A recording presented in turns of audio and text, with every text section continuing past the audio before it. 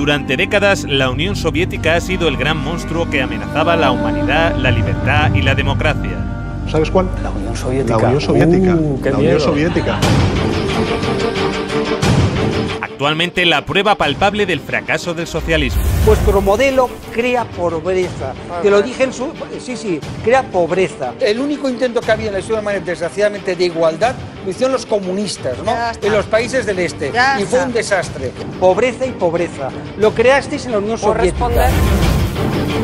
Pero si tan mal fue con el socialismo, ¿por qué la mayoría de los que lo vivieron quieren que vuelva? Y es verdad que se fueron, pero no se cuenta la segunda parte. La segunda parte, que en la Alemania del Este, en el Berlín actual, siguen votando a los antiguos comunistas.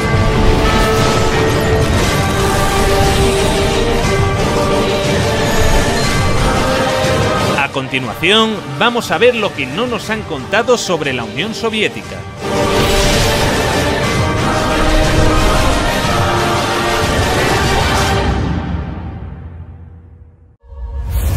Esta es la evolución del PIB ruso en los últimos años del régimen zarista, prácticamente estancado hasta que se produce el origen de la Unión Soviética.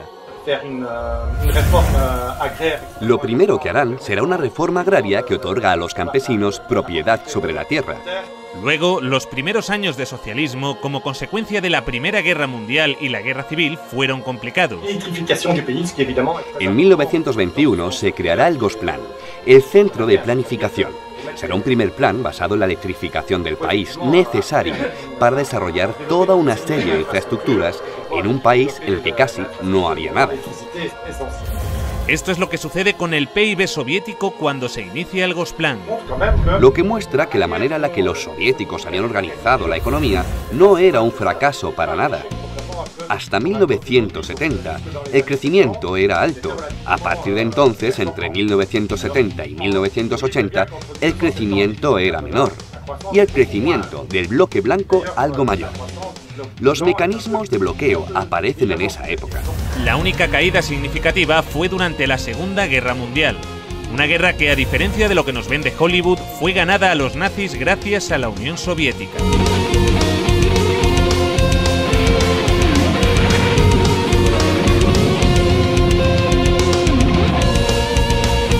Stalingrado fue la primera gran victoria del ejército soviético.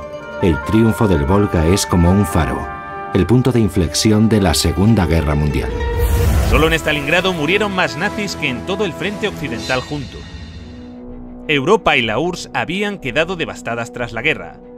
Elaboraron lo que más tarde se convertiría en el Programa de Recuperación Europea, que lograría levantar nuevamente a la Europa occidental. Europa necesitó que los Estados Unidos inyectaran cantidades ingentes de dinero para relanzar su economía. La Unión Soviética no. La URSS se desarrollaba más rápido que los países avanzados. No muchos países lograron cifras de desarrollo igual de rápidas.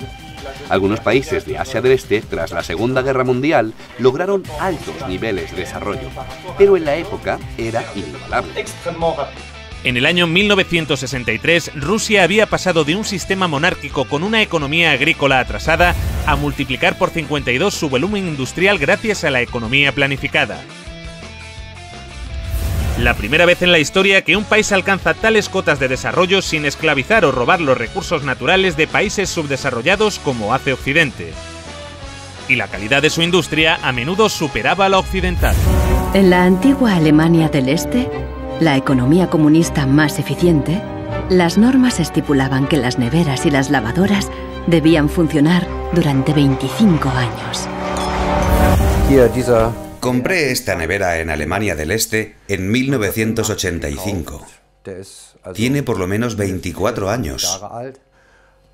Nunca he tenido que cambiar la bombilla. Tiene casi 25 años. En 1981, una fábrica de Berlín Este empezó a producir una bombilla de larga duración. Los responsables de la fábrica presentaron la nueva bombilla en una feria internacional en busca de compradores occidentales. Cuando los fabricantes de Alemania del Este presentaron estas bombillas de larga vida en la Feria de Hannover de 1981, sus colegas del oeste dijeron: «Os quedaréis sin trabajo». Los ingenieros de Alemania del Este dijeron: «No, al contrario. Conservaremos nuestros trabajos si ahorramos recursos y no malgastamos tungsteno». Los occidentales rechazaron la bombilla.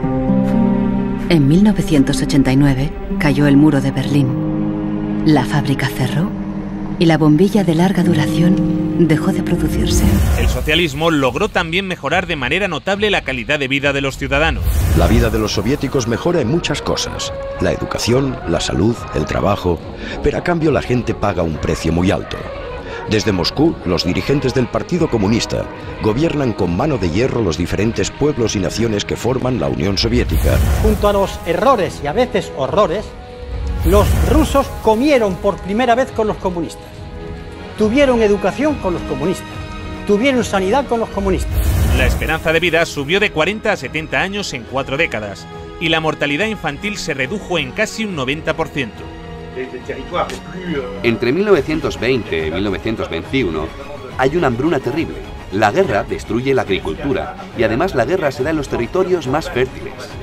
La economía planificada también logró resolver esto, tanto que el promedio de estatura aumentó, consecuencia de las mejoras en la alimentación tras la Segunda Guerra Mundial. Esta gráfica muestra los niveles de ingesta calórica per cápita en Europa y los Estados Unidos. Aquí abajo, España.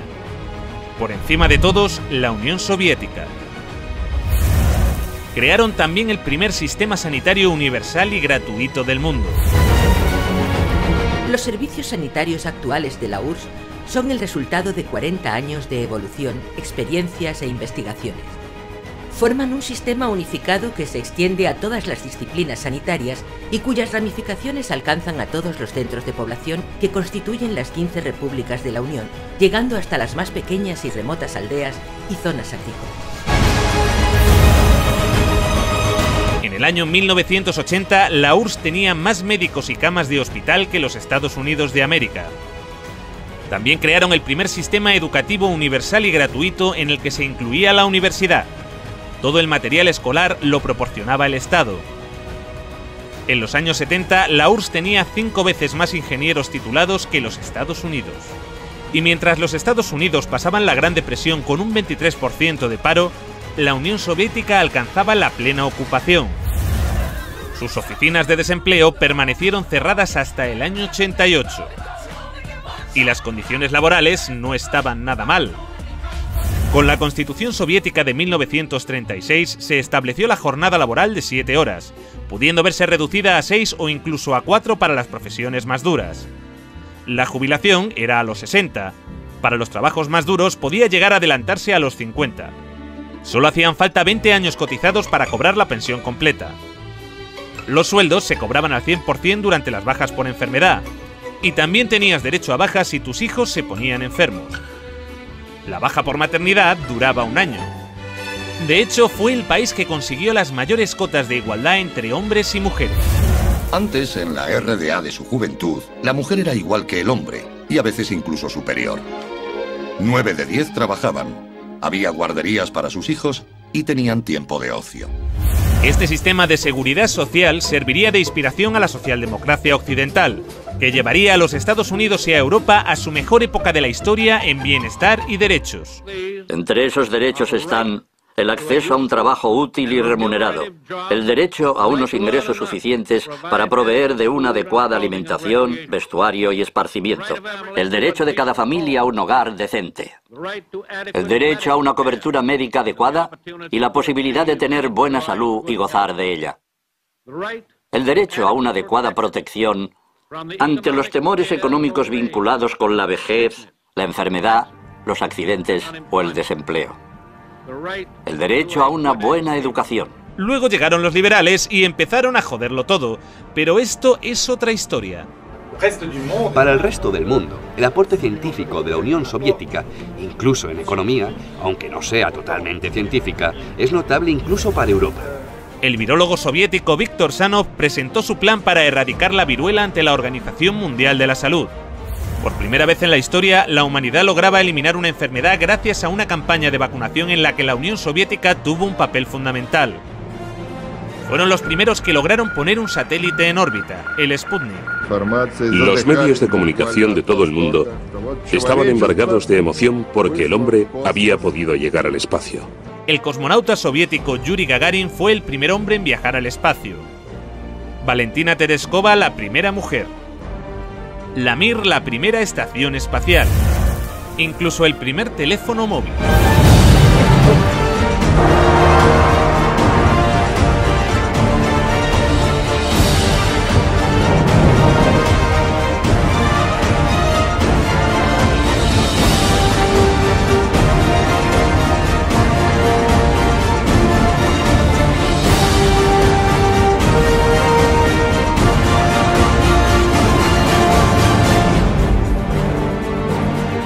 El acceso a los coches era difícil, pero el transporte público era gratuito y amplio.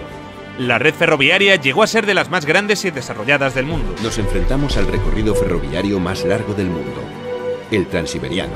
Una sociedad que había logrado garantizar a todos los ciudadanos los bienes de primera necesidad.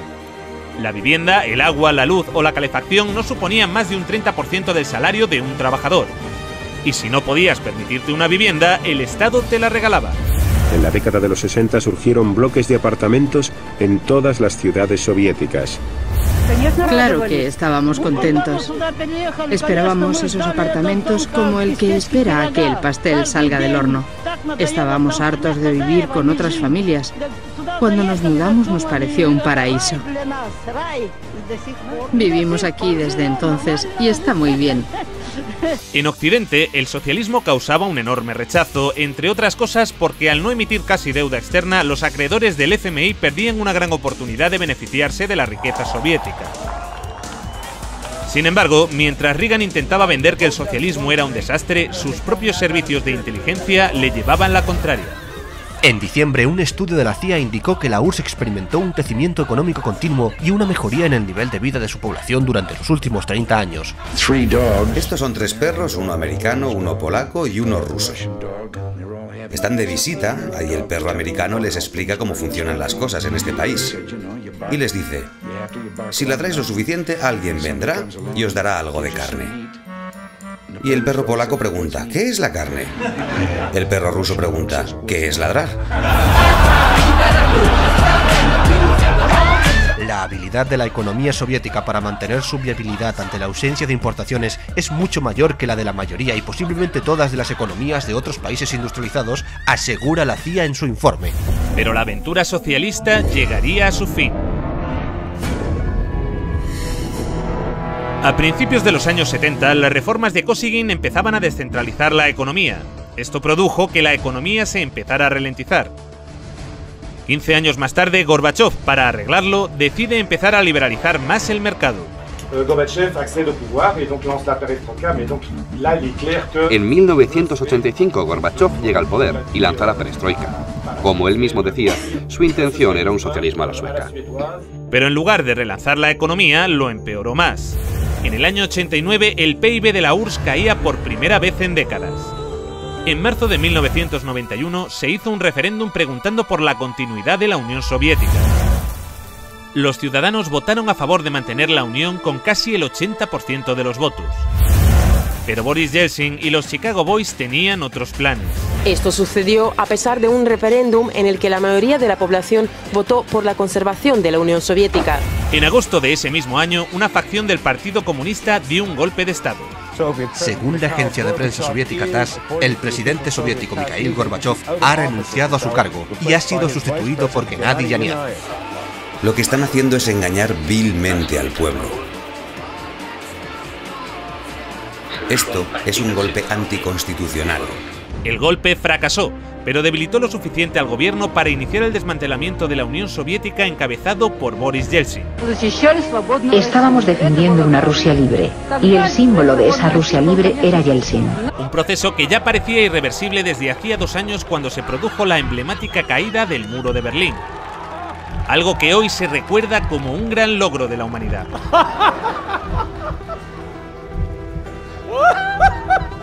aunque poco se habló de lo que sucedió después. El libre mercado llegó a Rusia y con él el caos. Se vendieron empresas estatales a precio de saldo.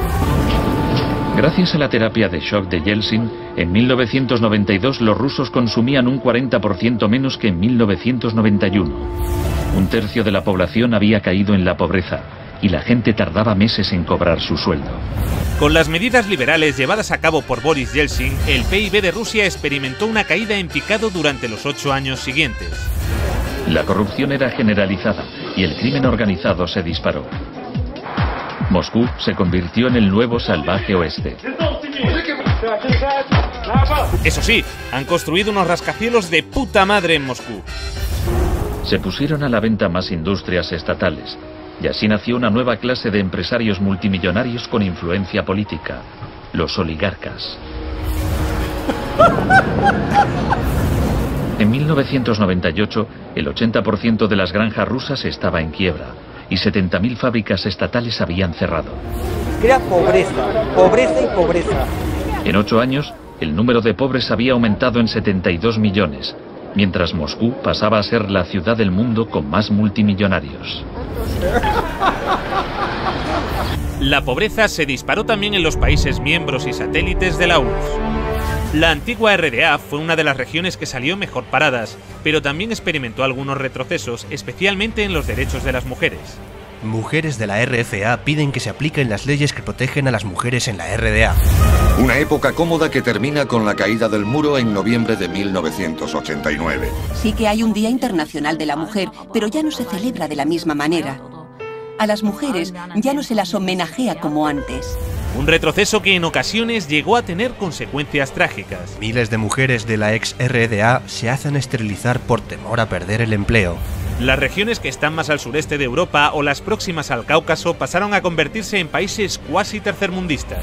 La desintegración de la Unión Soviética ocasionó el colapso de la seguridad social de la que gozaban antes las personas mayores.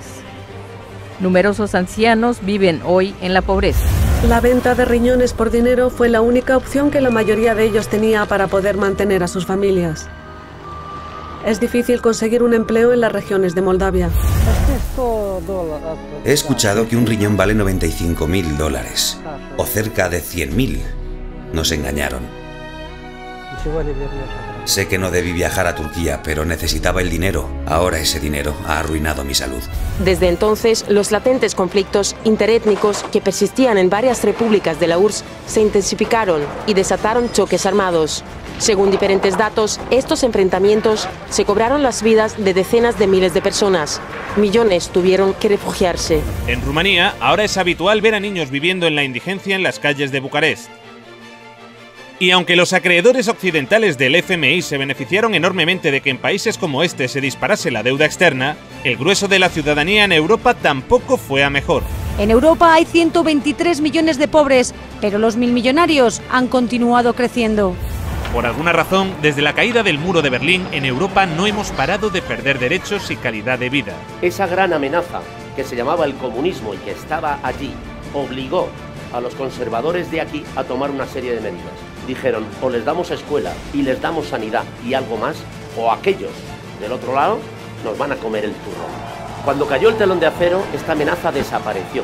Y dijeron, bueno, ya no tenemos por qué darles nada, porque no existe la amenaza. Pero como la URSS y Yugoslavia no existen ya... Mientras, los que vivieron el socialismo en primera persona a menudo lo añoran. Cuando se cambió aquello y se encontraron que tenía que pagar la calefacción, la electricidad, etcétera, etcétera. Una encuesta publicada en 2014 revela que el 60% de los rusos quieren que vuelva la Unión Soviética.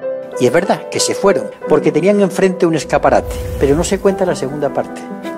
La segunda parte, que en la Alemania del Este, en el Berlín actual, siguen votando a los antiguos comunistas. En las elecciones federales de Alemania, el nuevo Partido Socialista Unificado de la antigua RDA gana en los distritos de Berlín que pertenecían a la zona soviética.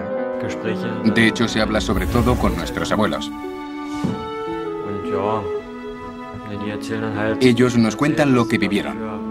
Y en general lo hacen de forma positiva. En esa época había menos gente muy rica y todos los demás eran iguales. La riqueza se distribuía de manera equitativa.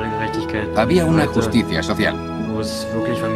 No es como hoy en día, que hay familias con menos recursos cuyos hijos no tienen grandes oportunidades. En Asia Central, esta añoranza es aún mayor. ¿Qué opinas de tu actual generación? Nos hemos quedado huérfanos. Los países se separaron y nos perdimos. Quizá en 20 años hayan desaparecido. Creo que las cosas iban mejor antes, en la Unión Soviética. En el mejor de los casos, solo unos 600 aldeanos aún viven aquí. Pero cuando Kirguistán formaba parte de la Unión Soviética, la gente de todas partes de la República deseaba venir a este lugar. Todo funcionaba, las fábricas, las plantas. Las personas vivían de manera igualitaria. Al comparar, yo elegiría el estado en el que vivía cuando tenía 7 años. Con la llegada de Putin al poder, la economía empezó a recuperarse. Se redujo la pobreza y la criminalidad. Pero los niveles de bienestar jamás regresaron. La desigualdad sigue en los niveles de la época de Yeltsin.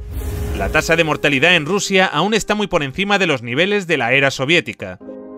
Y esto es en parte debido al deterioro del sistema sanitario, que ahora es de pago. No tuve que pagar por la escuela y la universidad, pero recibíamos una buena educación. Nos curaban de forma gratuita. En julio de 2010 murió de cáncer, mi prima. No pudo encontrar 30.000 rublos para una operación. Estuvo acostada varios meses. Las dolorosas inyecciones también las tuvo que pagar. De manera que sí, todo un logro la caída del comunismo. Un logro de la hostia. En el próximo episodio... Pablo Iglesias y Eduardo Inda revelan nuevos e inquietantes datos sobre la figura de Stalin. Sin interrumpir, Pantuflo, sin interrumpir. Vamos a dejarlo de Pantuflo. Eso es una táctica stalinista. Vamos, por favor, a mantener el respeto. Adelante, Pablo, por favor, luego Eduardo. Pido perdón por utilizar una táctica stalinista. Como todo el mundo sabe, Stalin recomendó llamar Pantuflo a los interlocutores. Y cuando estéis en Stalingrado, luchando contra las tropas nazis, recordad esto. Tenéis que llamarlos a todos Pantuflo.